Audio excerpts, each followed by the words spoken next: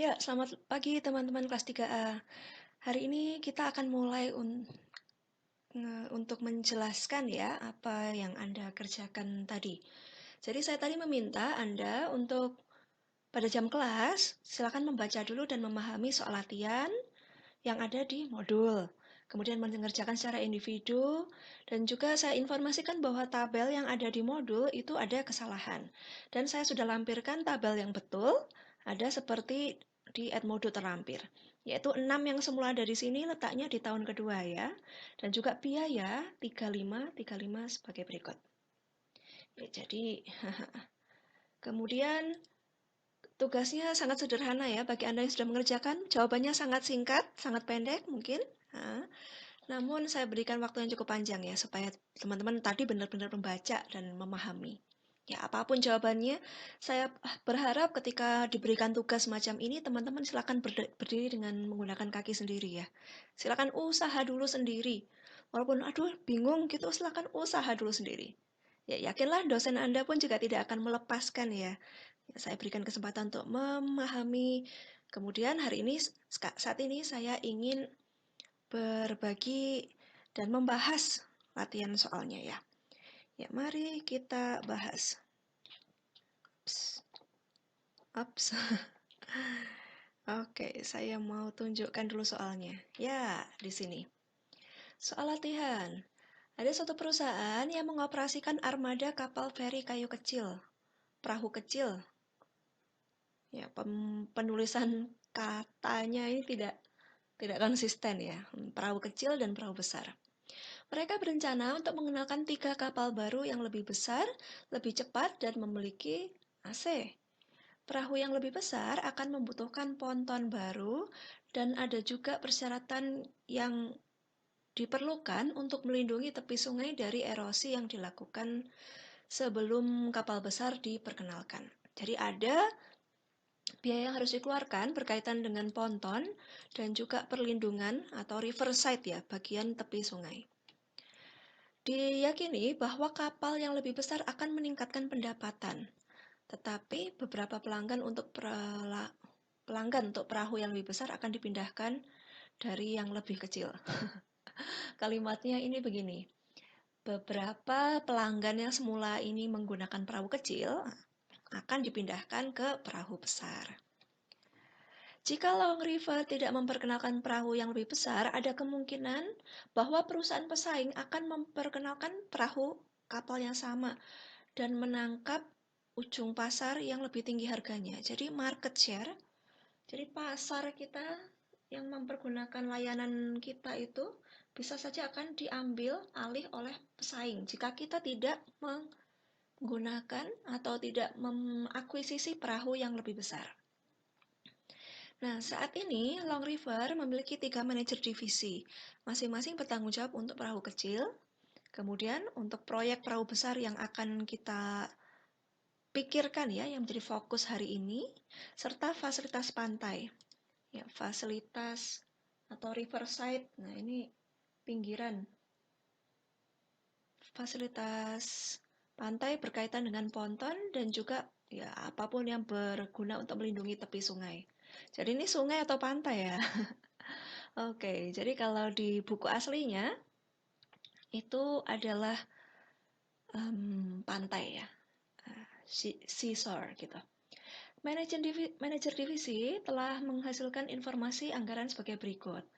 Fasilitas shore ya untuk fasilitas pantai, yang isinya ini mulai dari ini sampai ini. Ya, ada ponton, biayanya 2 juta. Karena ini terjemahan dari buku asing, M di sini maksudnya adalah million, bukan miliar ya, jadi 2 juta dolar. Diperlukan pada tahun sebelum dimulainya kapal besar yang pertama, dan 1 miliar di tahun sebelum dimulainya kapal besar ketiga. Kemudian untuk fasilitas tepi sungai, perlu biaya sebesar 4 juta pada tahun sebelum dimulainya kapal besar 1. Pada tahun kapal besar 1 mulai akuisisi begitu ya, dimulai di akuisisi. Kemudian berikutnya perahu besar membutuhkan pembayaran 3 juta pada tahun sebelum akuisisi, atau kita bisa lihat di tabel nanti ya, dan 5 pada tahun akuisisi. Tugas, siapkan anggaran modal untuk Long River selama 4 tahun. Tunjukkan opsi yang menguntungkan bisnis dalam hal keuangan dan operasional secara keseluruhan. Oke, informasi tabel semacam ini kita langsung pindah ke Excel ya, karena yang ada tabel ini saya revisi tadi. Kita langsung ke Excel kita.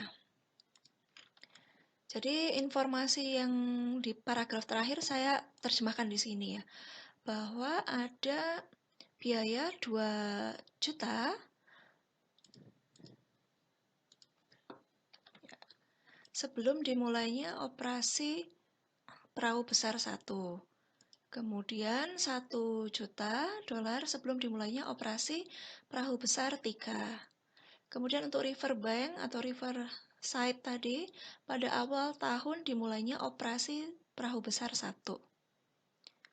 Yang dikeluarkan untuk akuisisi perahu besar itu terbagi jadi 2 ya, jadi tidak serta-merta langsung 8, tapi terbagi menjadi 2, 3 pada awal tahun akuisisi dan 5 pada akhir tahun akuisisi. Seperti yang disajikan pada tabel berikut ya.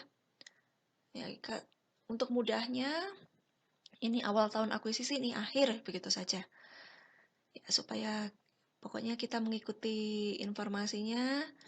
Jadi akuisisi perahu yang pertama, perahu besar yang pertama, itu pertama di tahun 1, kemudian mulai untuk dijalankan, dan pada tahun kedua itu selesai.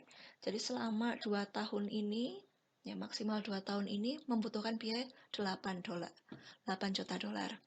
Untuk akuisisi perahu yang kedua dimulai tahun kedua, selesai pada tahun ketiga. Ini bisa saja di tengah tahun ya. Tengah tahun yang kedua itu karena perahu 1 selesai, tengah tahunnya berikutnya perahu 2. Ya, kalau kita bisa gambarkan dalam bentuk tabel mungkin tepat seperti ini. Ya, ini yang berbeda sekali dengan yang ada di tabel kita ya. Karena informasinya bilang 3, biayanya 3 pada awal tahun dan 5 pada akhir tahun akuisisi. Tabel yang ada di modul kita kurang tepat. Ya, secara general kita dapat ketahui bahwa perusahaan tersebut selama 4 tahun periode berjalan ini menambahkan 3 perahu besar. Kemudian untuk perahu kecil, ya perahu yang butuh pemeriksaan itu sebesar 0,5 juta per perahu. Sedangkan ada 4 perahu yang butuh untuk diperiksa. Nah, ini adalah unitnya ya, ini adalah unit. Terus diketahui informasinya biayanya 0,5 juta per perahu. Sehingga biaya pemeriksaannya 0,5 dikalikan 4, sehingga muncul 2. Selanjutnya 4, 2. 2, biayanya 1, oke, seperti itu ya. Kemudian perahu yang butuh pergantian, ada unitnya di sini. Diketahui pada tahun pertama itu ada 6 perahu kecil yang butuh untuk diganti. Kemudian tahun kedua butuh 3. Tahun ketiga tidak ada, tahun keempat butuh 5 yang mau diganti. Biaya penggantian itu adalah, saya suka seperti ini aja ya. Gini.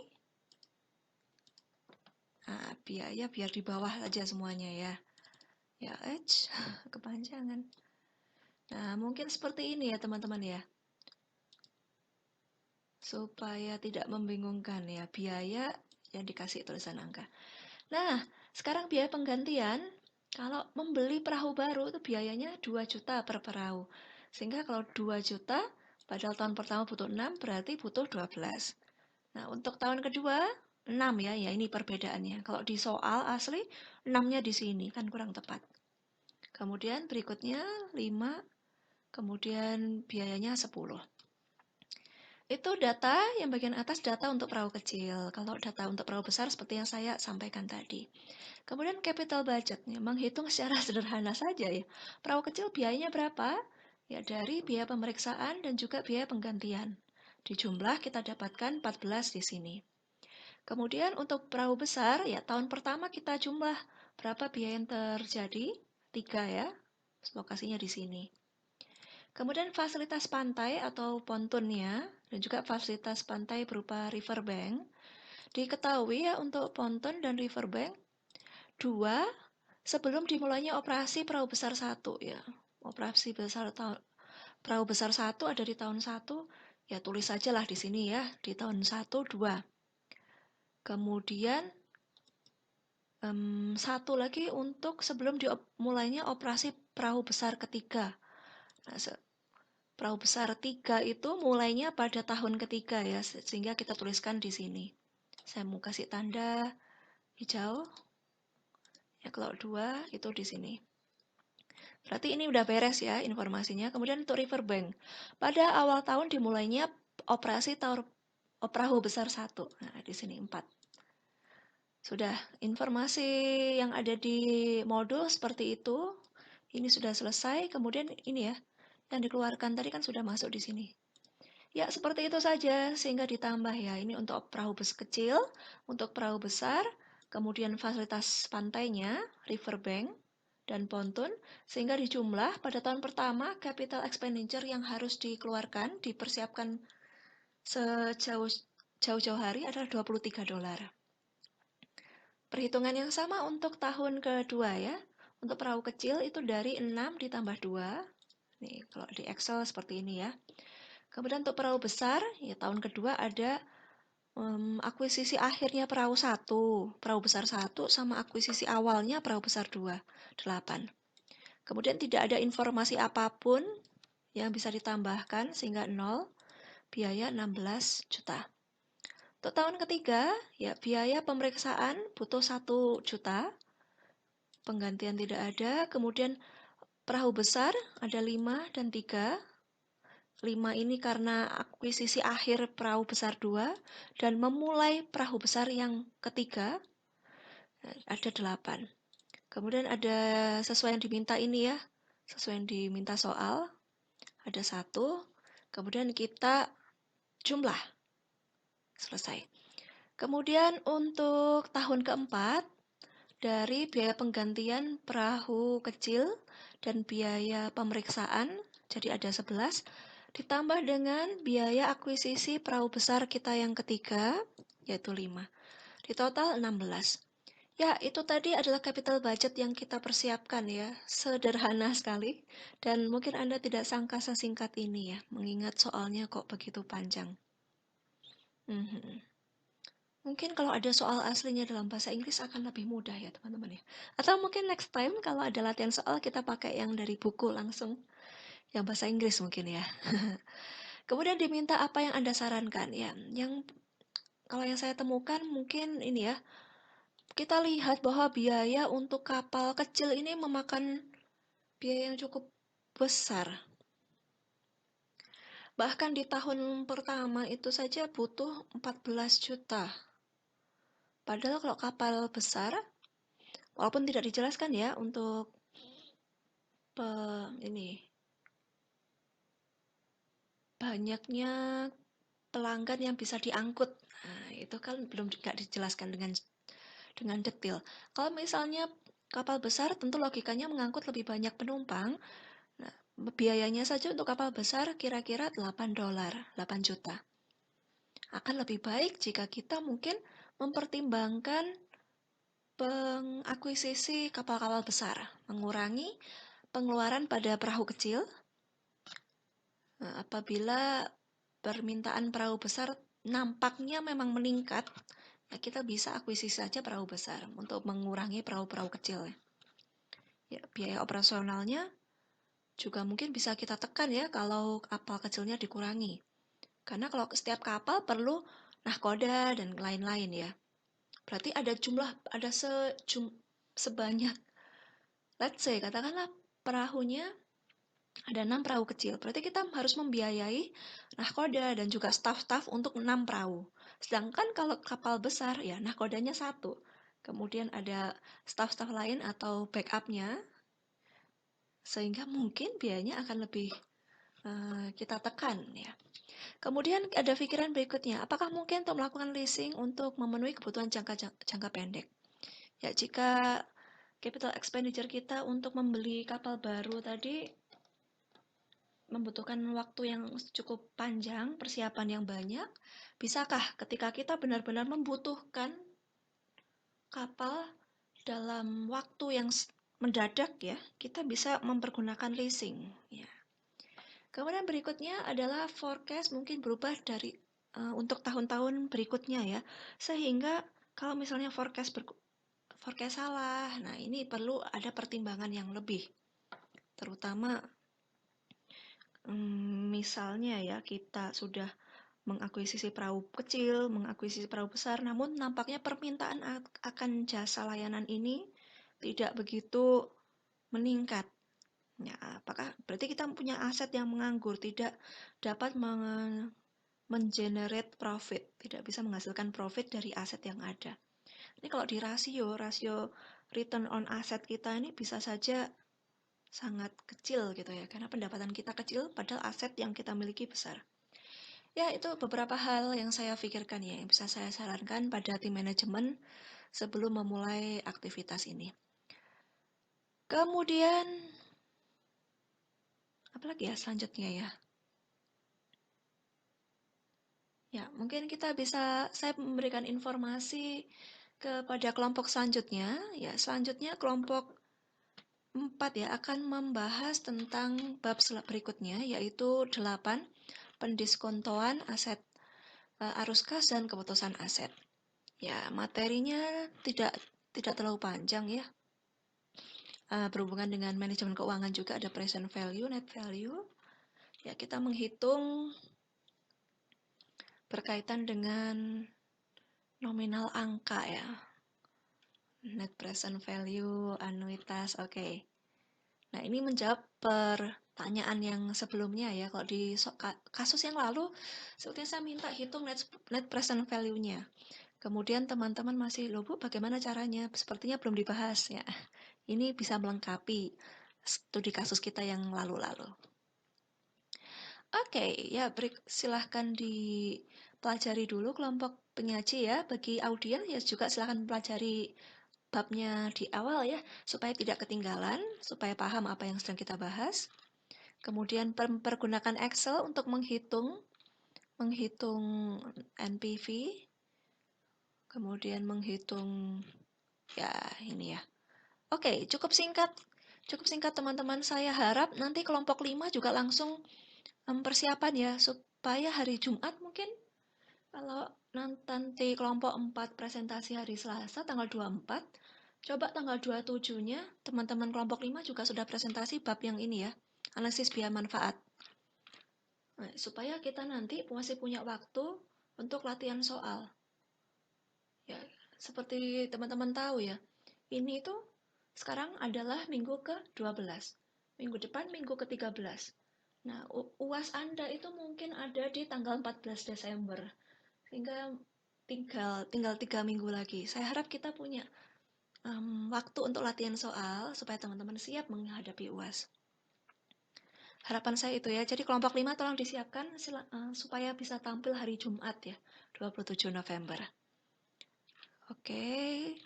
Materinya tidak terlalu sulit kok teman-teman. Nggak banyak latihan soalnya juga. Nanti untuk latihan-latihan soal akan saya berikan secara mandiri ya. Kemudian nanti bab ke-10 saya akan bawakan. Jadi mungkin di minggu ke-14 awal Desember kita latihan soal untuk 2 bab yang lalu, kemudian saya bisa bawakan bab ini. Berikutnya tanggal 16. Minggu ke-16 yaitu mulai 7 Desember sampai 11 Desember itu kita latihan soal. Berikutnya teman-teman nanti UAS sudah siap. Oke, informasi saya seperti itu untuk kelompok berikutnya ya.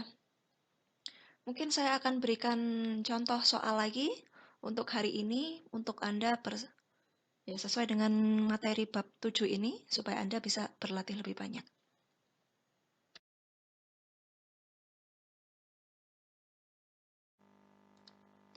Ya, dan berikutnya saya ingin teman-teman untuk mengerjakan latihan soal sebagai berikut ya. Jadi ada studi kasus Henglong Company yang merupakan pabrik penyamakan kulit yang cukup terkemuka di Singapura. Perusahaan ini menyuplai bahan baku kulit buaya untuk perusahaan-perusahaan yang membuat tas atau handbag, dompet atau ikat pinggang untuk brand-brand mewah. Dalam proses pengolahan dari raw material menjadi kulit yang siap untuk dijahit, butuh banyak sekali tahapan. Salah satunya adalah tahap pewarnaan. Di tahap ini, kulit itu berwarna dasar putih keabu-abuan, sehingga harus diwarnai.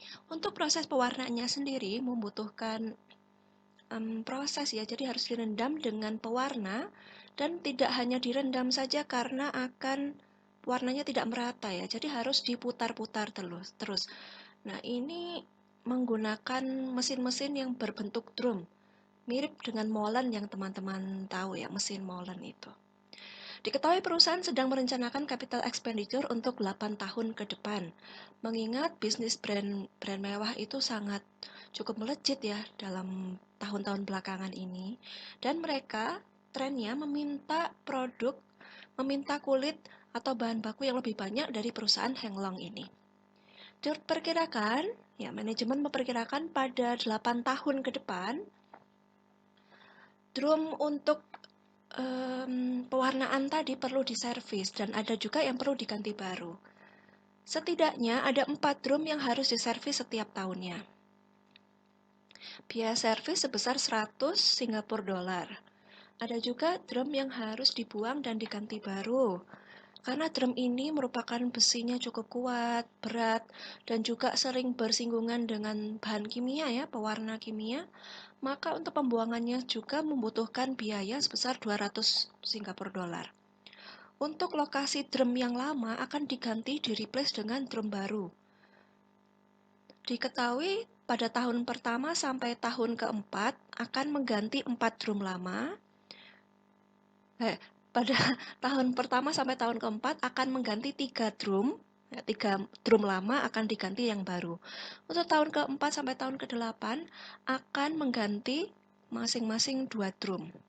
Jadi tahun keempat 2, tahun kelima 2, begitu ya. Kemudian biaya untuk pembelian drum baru saat ini adalah 800 Singapura dolar.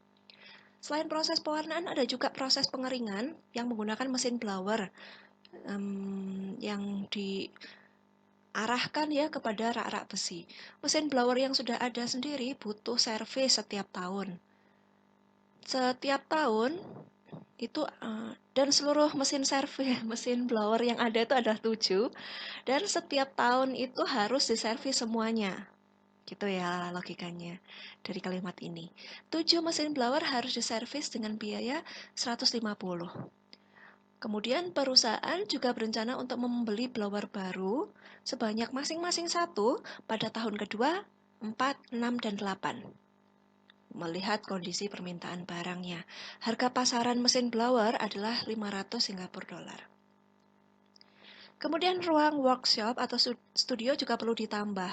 Perusahaan berencana menambah 3 studio baru. Pembangunan studio pertama dimulai pada awal tahun kedua. Pembangunan studio butuh waktu paling lama 2 tahun. Biaya awal tahun akuisisi adalah 1.000 dan pada tahun kedua akuisisi 3.000. Selesai. Dan kemudian akuisisi sebuah studio itu, studio pertama tadi selesai. Jadi dimulai tahun kedua, tahun ketiga selesai.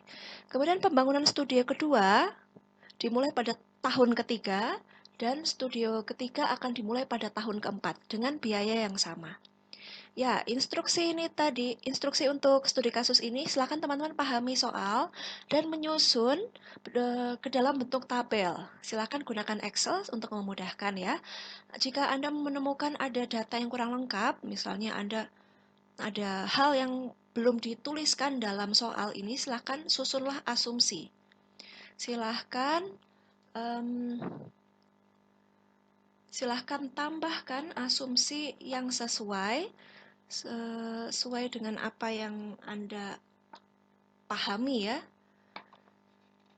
Dan asumsi ini secara pribadi, jadi satu orang dengan orang yang lain mungkin tidak sama. Kemudian permintaan berikutnya adalah menyusun capital expenditure untuk perusahaan Heng Long dengan memperhitungkan aset yang diceritakan tadi adalah drum, kemudian blower, dan juga studio. Jelaskan hasil perhitungan Anda dengan kalimat atau kata-kata Anda sendiri dalam bentuk paragraf serta berikan saran-saran bagi manajemen perusahaan. Oke, jadi informasinya seperti itu. Kalau dicontoh tadi, kalau dicontoh soal kita sebelumnya, ada hal yang perlu ditambahkan ya. Ada biaya yang muncul ketika kita akuisisi perahu besar. Namun di tempat kita ini tidak ada. Ya, silakan itu asumsi bisa Anda tambahkan ya. Oke, jadi informasinya begitu. Saya rasa sudah ya penjelasan dari saya. Silakan teman-teman kerjakan. Untuk studi kasus ini berlatih saja, tidak perlu dikumpulkan. Namun tidak perlu dikumpulkan hari ini. Mungkin saya akan minta di pertemuan selanjutnya ya. Jadi tolong dipersiapkan, dipelajari sendiri. Mengingat ya model-model semacam ini mungkin akan muncul di UAS Anda nanti. Oke, saya akhiri kelas kita ya teman-teman ya. Selamat belajar. Semoga sukses. Jangan lupa tetap jaga kesehatan semuanya ya. See you later.